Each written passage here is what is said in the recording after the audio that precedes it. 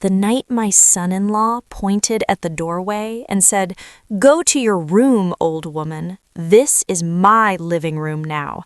My teacup rattled so hard in its saucer I thought it might crack. Before I go on, if you care about stories like mine, about mothers and grandmothers who gave everything and were treated like nothing, please like this video and subscribe. It means more to me than you know. I was sitting in my armchair, my green, old-fashioned armchair, the one I bought after my husband died, with the first pension check that had his name printed on it for the last time.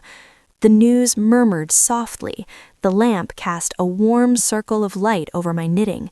The house smelled of cinnamon and lemon cleaner. Then the front door slammed. Heavy, careless footsteps crossed the hallway as if the floor belonged to them and not to the woman who had scrubbed it for 32 years. My daughter's voice fluttered behind him, small and nervous. "Tom, please, Mom is just watching the..." The remote disappeared from the arm of my chair. Click. The TV went black. The room swallowed the silence. Tom stood in front of me, blocking the lamp so his face turned into a shadow. "To your room," he said, louder this time. "I've got the game. I've had a long day. This is my living room." My living room. I heard my own breath catch, a thin, frightened sound. My hands, with their blue veins and soft skin, clung to that teacup like it was an anchor. I turned my head, very slowly, toward my daughter. Maria stood in the kitchen doorway, still in her office clothes, holding 2 grocery bags that cut red marks into her fingers. Her eyes didn't meet mine. She stared at the tiles as if there were something written there only she could see. "Say something," I begged her in my mind. "Just one sentence. Don't talk to my mother like that. Tom, this is her house. Anything."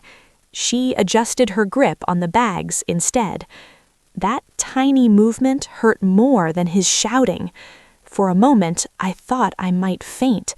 I felt every sacrifice I had ever made, the double shifts, the skipped meals, the nights I stayed awake by the hospital bed when Maria had pneumonia, rush up and hit me like a wave. Was I really nothing but old furniture taking up space? I stood up. My knees cracked in the quiet. No one asked if I was okay. No one helped me. I walked past Tom.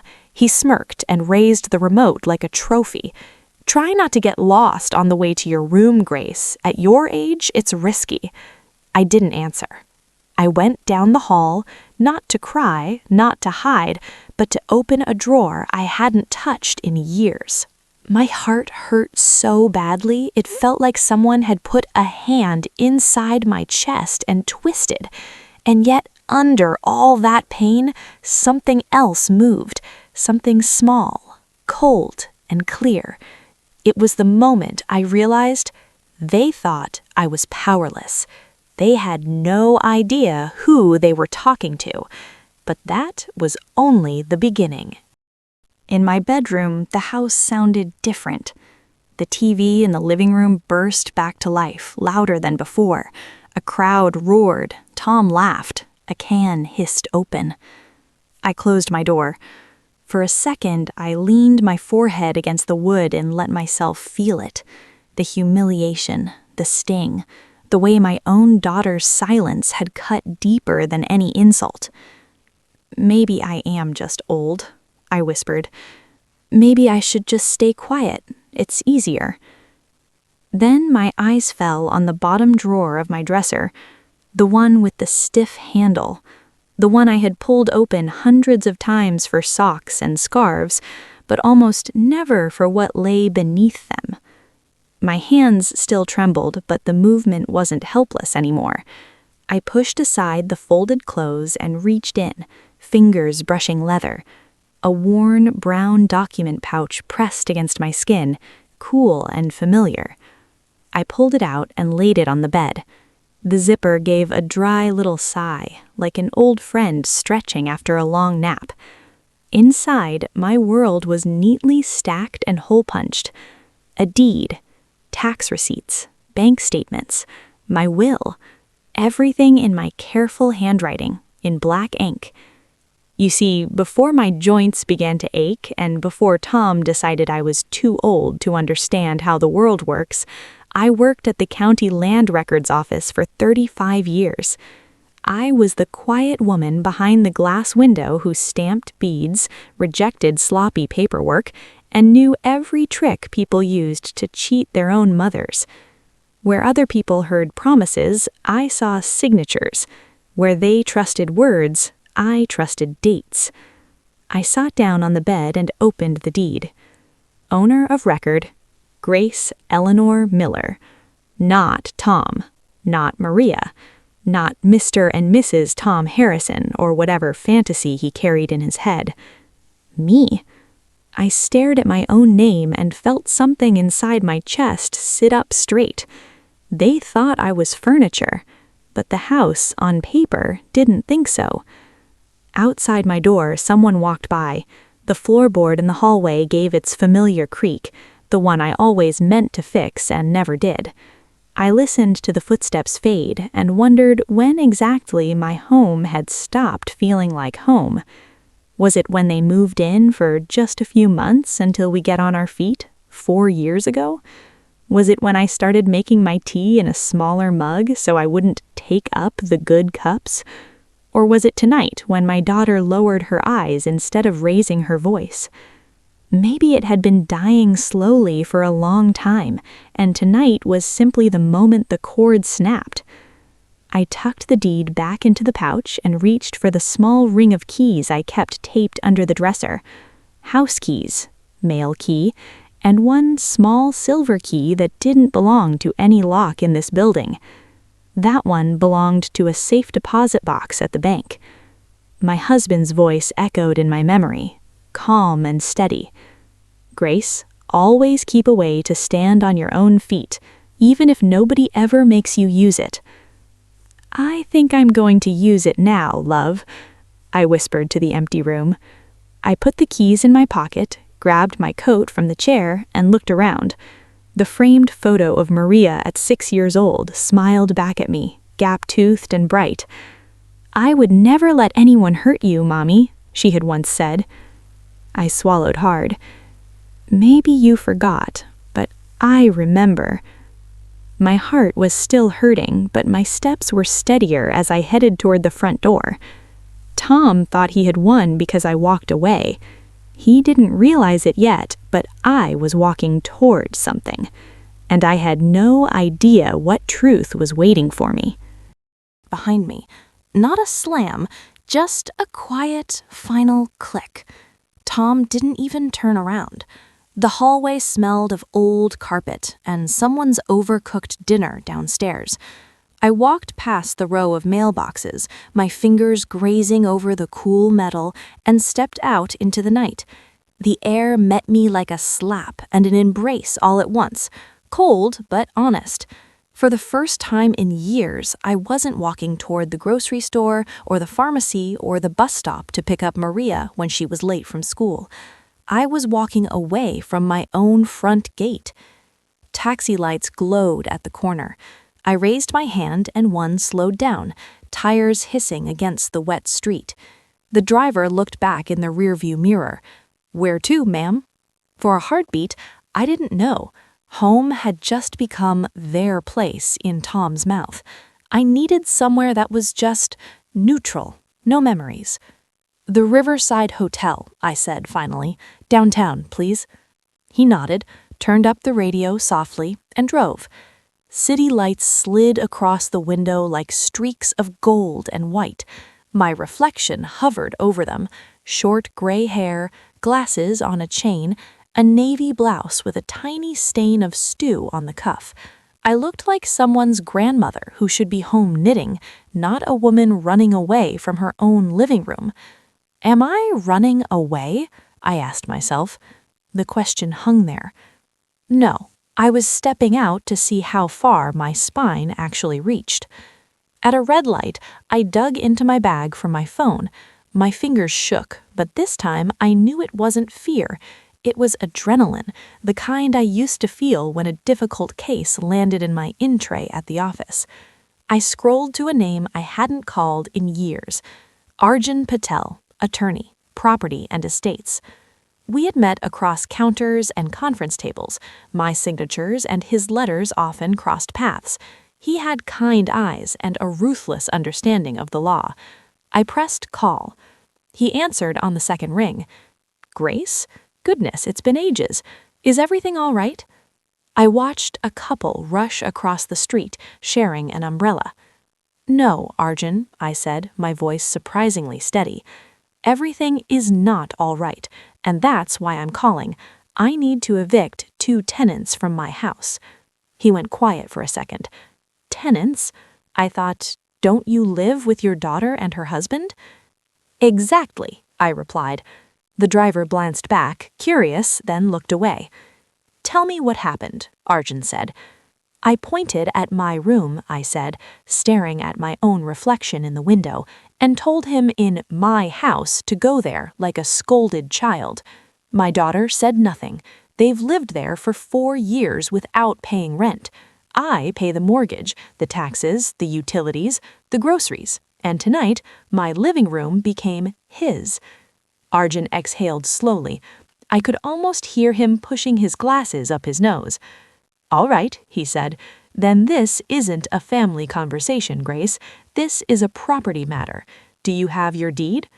In my bag, I said, and copies in the safe deposit box. That sounds like the Grace I remember, he murmured. Come to my office at 8 in the morning. I'll draft a notice to quit. We'll treat them like any other occupants who have overstayed their welcome. The taxi pulled up under the hotel canopy. Warm light spilled out onto the sidewalk. Arjun, I said softly before hanging up. Tonight, I left my house with only my purse and my dignity. Please help me keep at least one of those. You will leave my office tomorrow with both, I promise. In my hotel room, 407, the sheets were crisp. The air smelled faintly of lavender, and the TV remote lay on the nightstand waiting for my hand. I turned on a quiet music channel, set the volume just where I liked it, and sat on the edge of the bed holding an untouched cup of tea. My hands still trembled, but this time it was the tremble of a woman who had finally moved her own chess piece. What came next, I knew, would change everything. I slept like a person who had driven all night, even though I hadn't driven at all. In the morning, the city hummed below my window. I showered, put on the same navy blouse, pressed it as best I could with the hotel iron, and tied my hair back. I looked like myself, just straighter. At 8 sharp, I walked into Arjun Patel's office, clutching my document pouch like a shield. His receptionist offered me tea. I wrapped my hands around the warm paper cup, grateful for something to hold on to. Arjun stepped out of his office, gray at the temples now, but with the same precise, watchful eyes. Grace, he said, and there was something like respect in his voice. Let's put that experience of yours to good use. We sat at a polished table. He spread out the papers, the deed, the tax receipts, my neat little columns of payment dates. You've kept everything, he said. Papers don't lie, I answered. People do. He nodded. The printer hummed. The smell of toner filled the room. This is a notice to terminate permissive use, he explained. They've been living in your home with your consent. You are withdrawing that consent. 30 days to leave. After that, we file for eviction and back rent. I read every line. I was old, not careless. Include this, I said, pointing to a blank space. They are being asked to acknowledge that all utilities and the supplementary card were paid solely by me. I want no confusion later. He smiled faintly.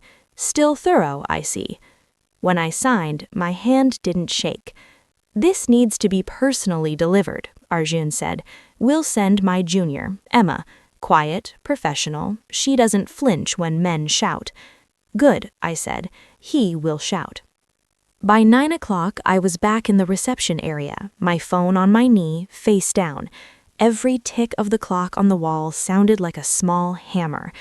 At 9:17, my phone vibrated. Maria, calling. I let it ring 3 times. Then I answered.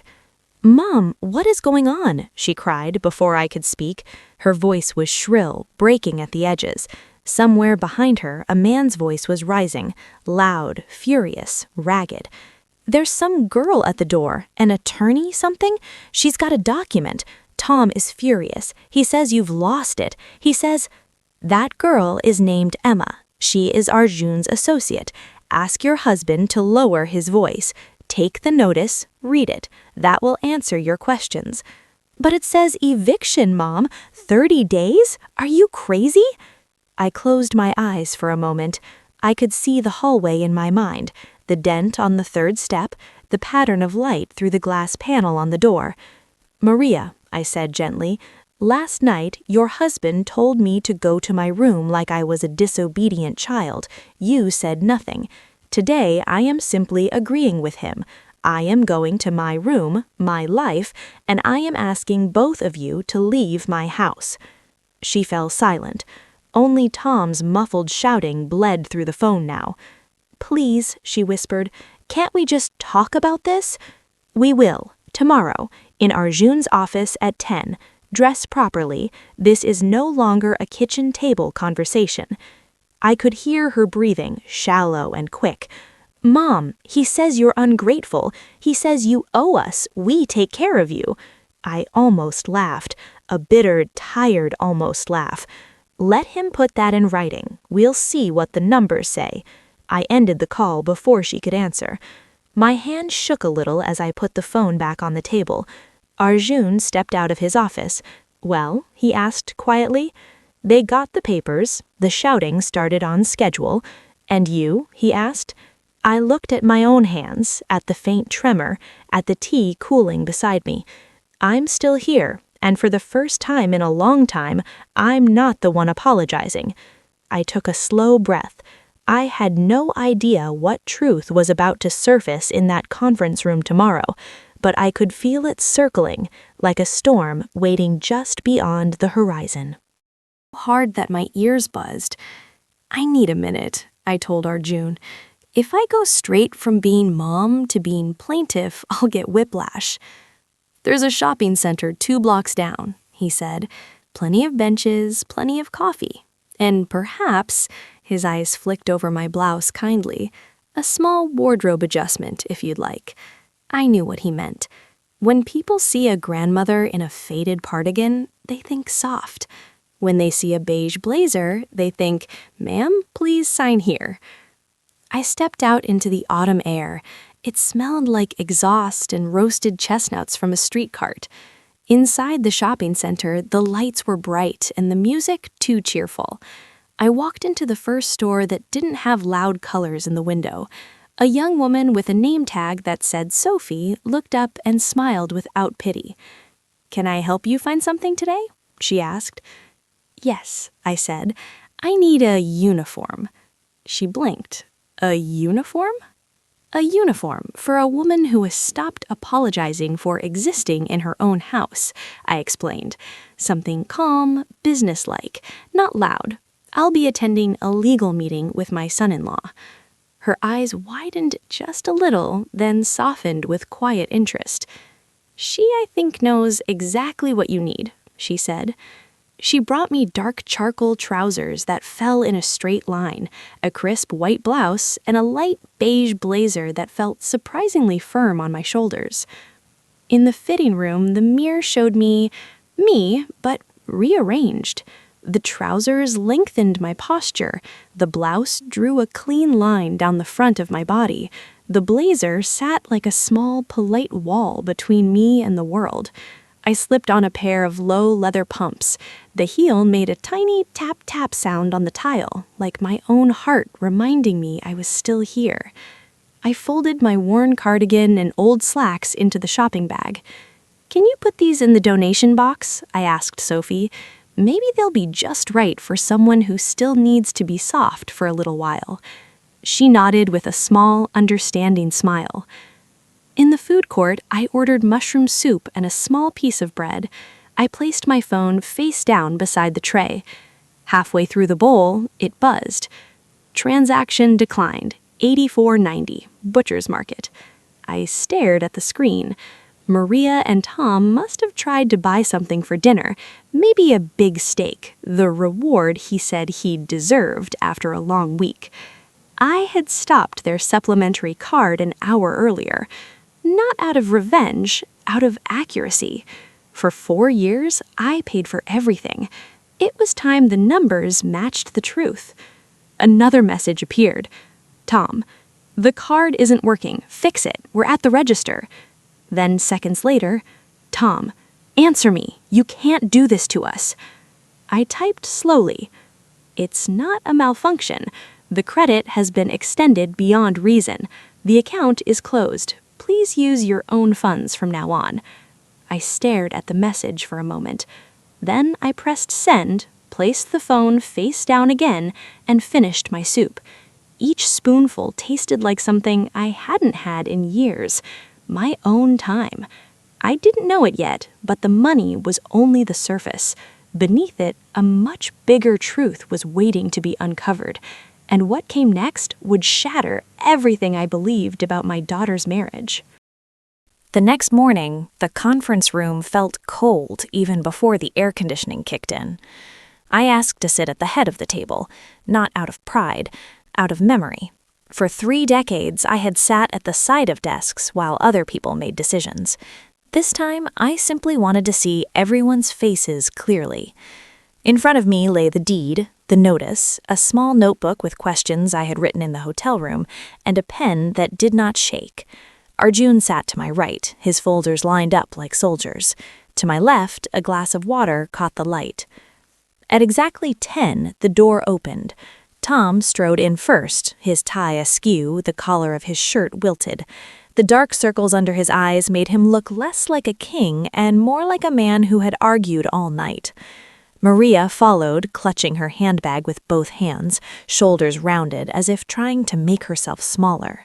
She glanced at me, then dropped her eyes to the carpet.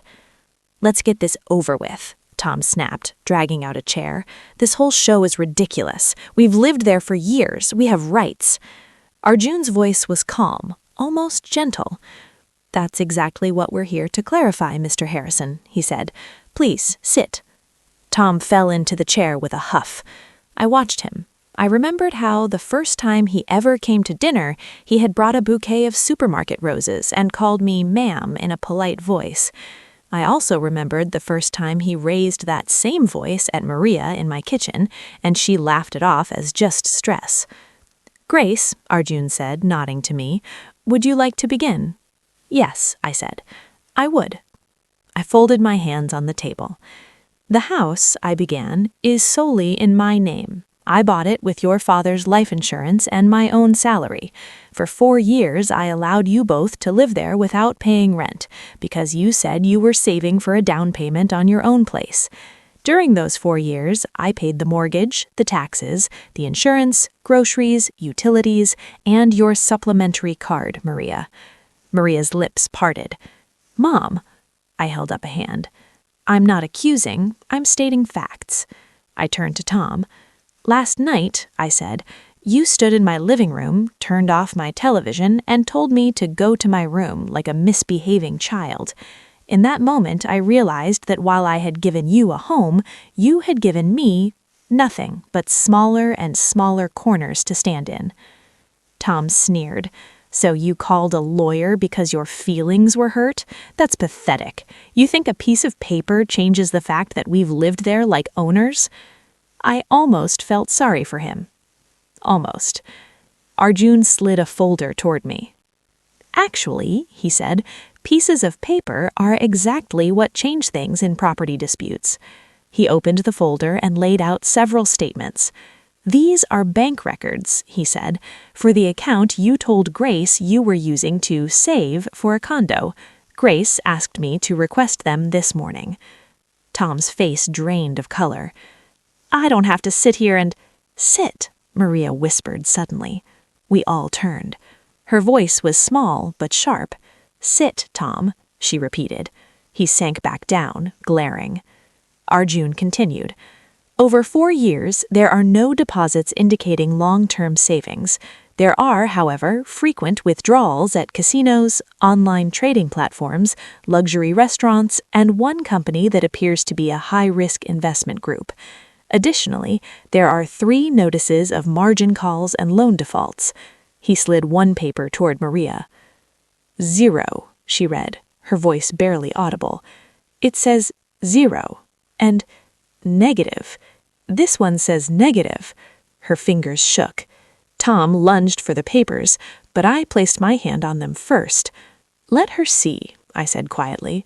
"She has been paying the emotional rent for your lies. She deserves at least the truth." "You're destroying our family," Tom shouted. "You're putting your nose where it doesn't belong. I'm your son-in-law. You're supposed to help us, not attack us." I looked at him over the rim of my glasses. "Family," I said, "is not a free all-you-can-eat buffet. Help without respect is slavery. I will no longer fund my own disrespect." Silence. Even the air conditioner seemed to hold its breath. In that silence, Maria looked up, and for the first time in years, her eyes met mine with something other than fear. What she said next would decide whether she rose with me or sank with him, and I had no idea which way she would turn. Maria's face crumpled, but she didn't cry. Not yet. "Is it true?" she asked Tom, her voice thin. "Baby, you know how markets work," he said quickly. "You have to risk money to make money. I was doing it for us, for you, for our future. Your mother doesn't understand high finance. She thinks money should just sit in boring accounts collecting dust." "I understand something," I said softly. "When people risk their own money, it's called investing. When they risk someone else's, it's called gambling." Tom turned on me, his eyes glittering. "You're just jealous. I'm smarter than you ever were. You stamp papers. I create wealth." "Where is the wealth?" Maria cut in, louder this time. Her cheeks were flushed.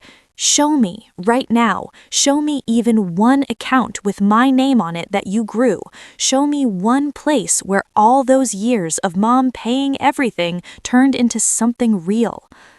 He looked away. That answered more than any words. The room tilted for a moment. I watched my daughter's world tilt with it. She sank back into her chair, shoulders trembling. "Enough," I said gently.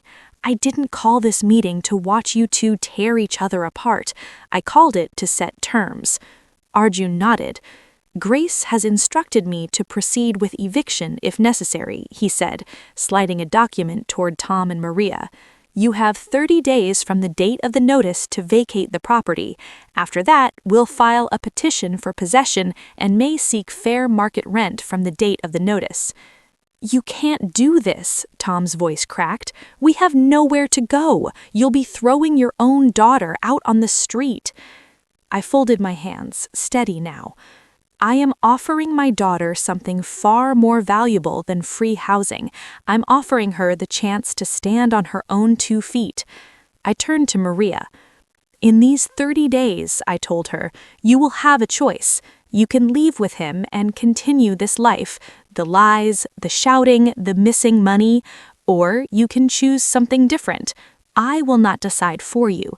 I will, however, decide for myself." Maria swallowed. "If I choose different, will you still want me around, or is this you cutting ties?" "Baby," I said, and the word came out broken and full.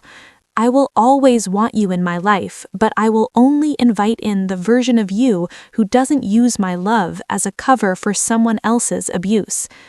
Tears spilled over now, sliding down her cheeks in one straight, helpless line. "I don't know how to start over," she admitted. "You didn't know how to walk once," I reminded her. "You fell, you cried, and then you tried again. You will do that now, just with bills and leases instead of toys and scraped knees." Tom slammed his hand on the table. "You're both insane," he snarled. "Fine, keep your stupid house. We'll see what a judge has to say about an old woman cutting off her own family." Arjun didn't even flinch. "A judge will say that a property owner has the right to decide who lives in her home, and that free use of a house for 4 years is more than generous." Tom stormed out, the door banging against the wall. Maria stayed sitting. She took a long, shaky breath. "If I leave him, can I come to your place as a guest? Not a tenant, just your daughter sometimes, for tea." My throat tightened. "Yes," I said, "the door is open for guests. It's just closed forever to people who think they own me because I love them." She nodded, wiping her face. "I need time," she whispered. "You have 30 days and the rest of your life." She left the room with slower steps than Tom, but each one sounded more like her own. I picked up my pen and signed the last page of the agreement.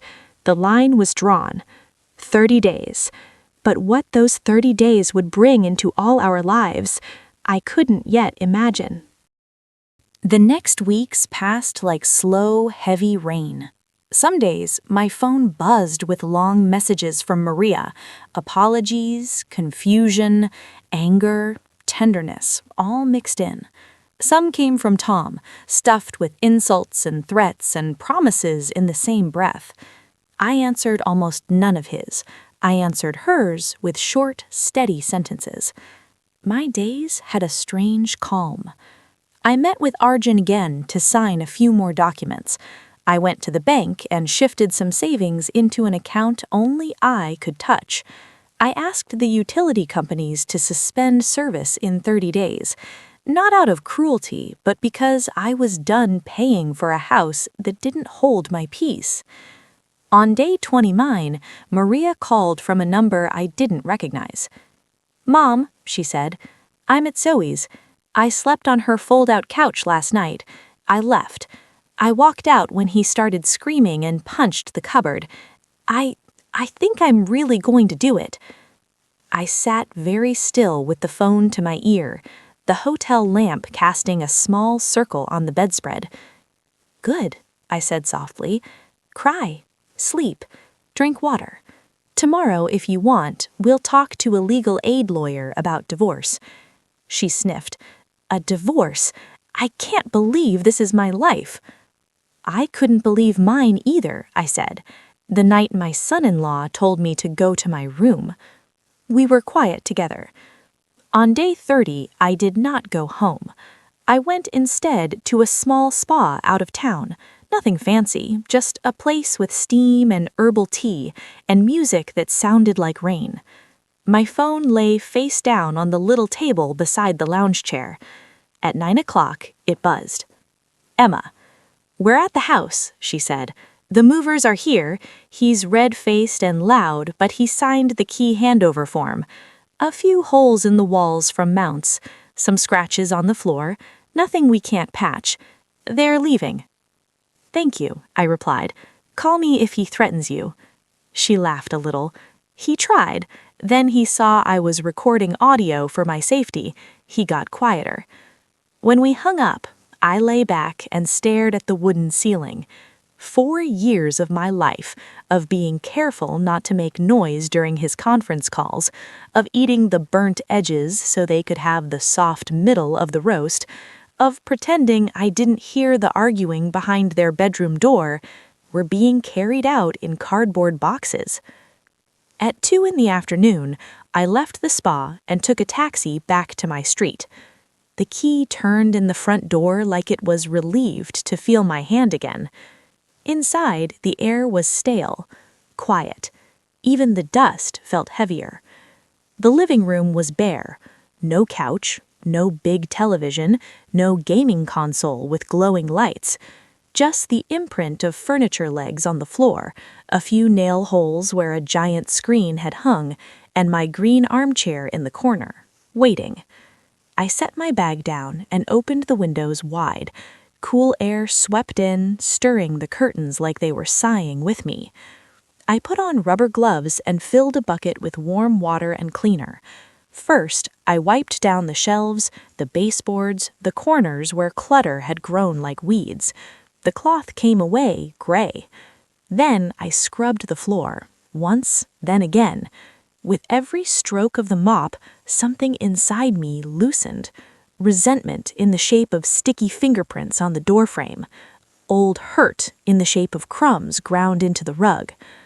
I moved the green armchair to a better spot, not squeezed into a corner, but where the sunlight fell in the afternoon. By the time the light outside turned soft and golden, the room smelled of lemon and something I didn't recognize at first. Then I realized it smelled of my childhood home, clean, ordinary, safe. The next morning, the painter came, recommended by Arjun.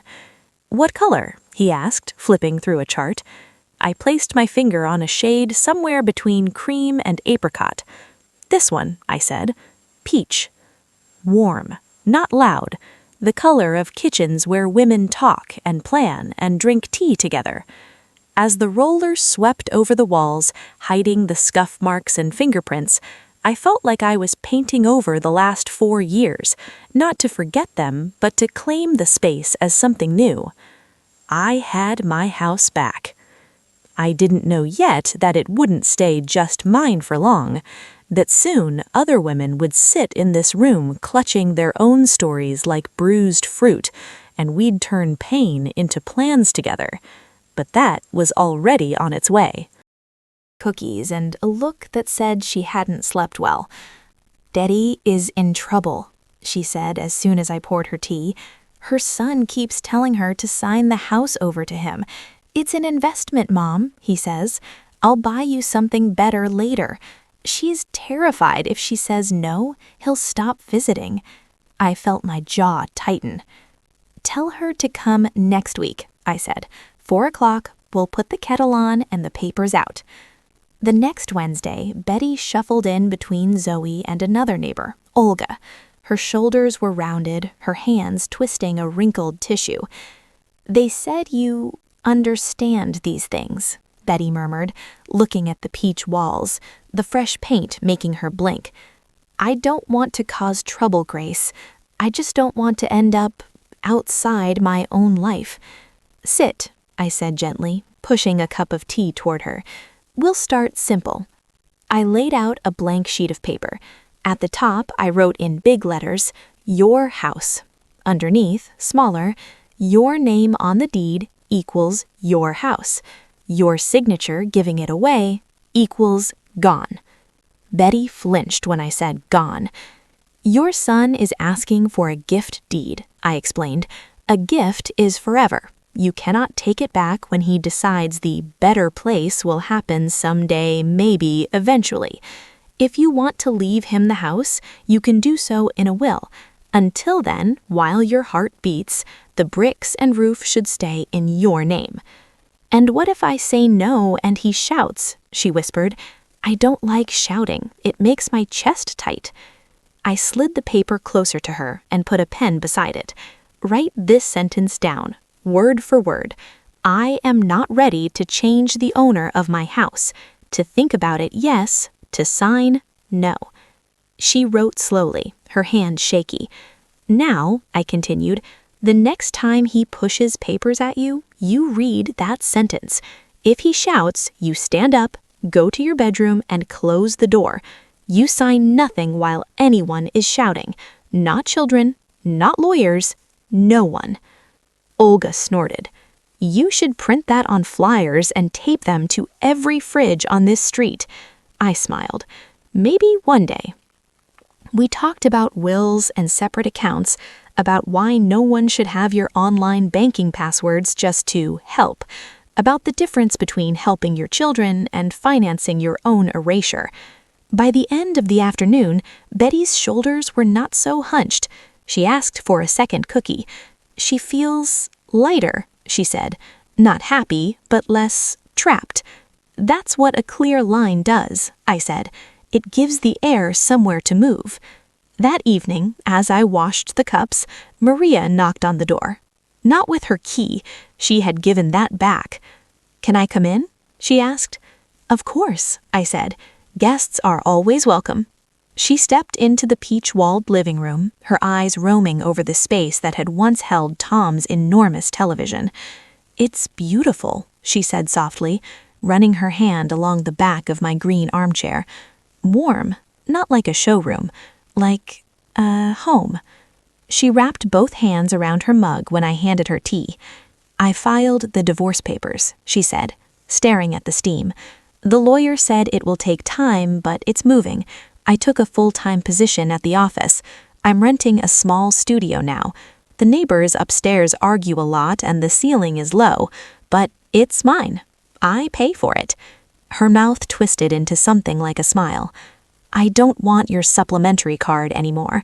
If I can't buy milk with my own money, we just drink water." I felt something unfurl in my chest. Pride, sadness, relief, all braided together. "Sometimes," she went on, "the silence in that tiny apartment is so loud I think I'll go crazy. And then I remembered the silence in this room when I didn't defend you. That was worse." She looked up at me, eyes shining. "Thank you," she whispered, "for saying no." We sat quietly, the clock ticking in the kitchen, the night pressing gently against the window. I realized then that my story wasn't just about losing a living room and getting it back. It was about teaching my daughter and myself that love with no boundaries is not love.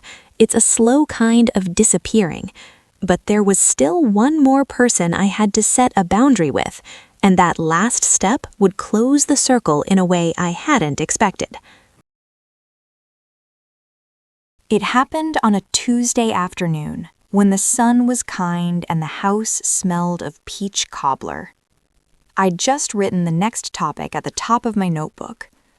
Wednesday, 4 p.m., passwords and power of attorney. The doorbell would ring tomorrow, and more women would come in with their trembling hands and their "I don't want to make a fuss, but" stories. We'd make tea.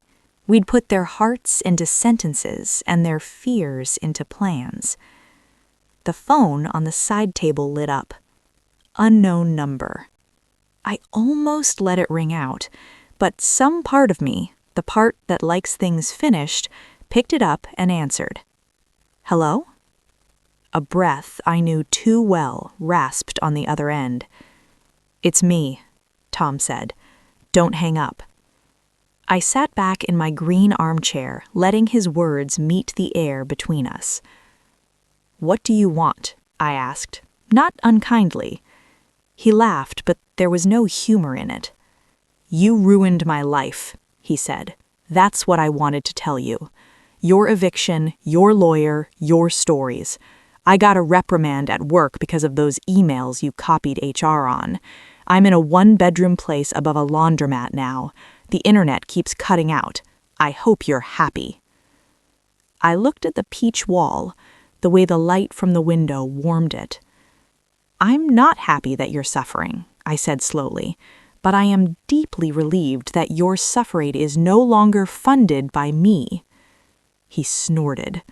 "You old women and your morals. If you hadn't pulled the plug when you did, I would have turned it around. I had a system." "Your system," I said, "was built on my utilities, my roof, and my silence." There was a pause. "Maria's gone," he spat. "She left, says she needs to find herself. You put those ideas in her head." "No," I replied gently. "You did. Every time you shouted, every time you hid a statement, every time you treated my house like your kingdom and my daughter like your subject, I simply gave her a place to hear her own thoughts again." I heard him breathing hard. "You'll die alone in that house," he said suddenly, viciously, "with your little documents and your tea parties for old birds." I looked around. At the table where every Wednesday women were learning to say no without choking on the word. At the green armchair that no longer trembled when a key turned in the lock. At the kettle, still warm, ready for whoever needed it next. "I won't die alone," I said quietly.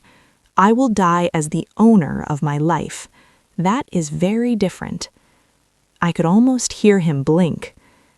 I'm blocking this number now, Tom, I said. There is nothing more you can have from me. Not my money, not my house, not even my attention. Whatever comes next for you is between you and your choices. Old witch, he hissed. I smiled sadly. No, I said. Just an old woman who finally learned that love without boundaries is not love, it's erasure. And I decided to exist. I ended the call and pressed block. The silence that followed wasn't heavy this time. It was clean. I picked up my notebook and wrote on the last page, ownership is not just keys and deeds. It is the right to decide whose voices fill your rooms, how loud the TV is, and whether you are treated as a chair or as a human being. Then I turned to you, to whoever is listening, wherever you are, maybe with your own lukewarm tea in your hands and a heavy feeling in your chest. If you have endured humiliation in your own home, if your kindness has been used as someone's free rent, if your silence has paid other people's bills, I want you to hear me. You are not being cruel when you say no.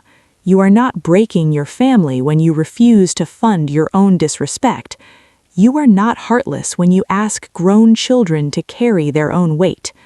You are simply stepping back into the house of your own life, one room at a time, one boundary at a time, one no that makes space for a better yes. And if you stayed with me until this very last line, thank you. If stories like mine touch something inside you, please like this video and subscribe, not for numbers, but so more mothers, fathers, grandmothers, more quiet, tired hearts can hear that it's not too late to stand up in their own living room and say, this is my house, this is my life, and from now on, I decide the volume.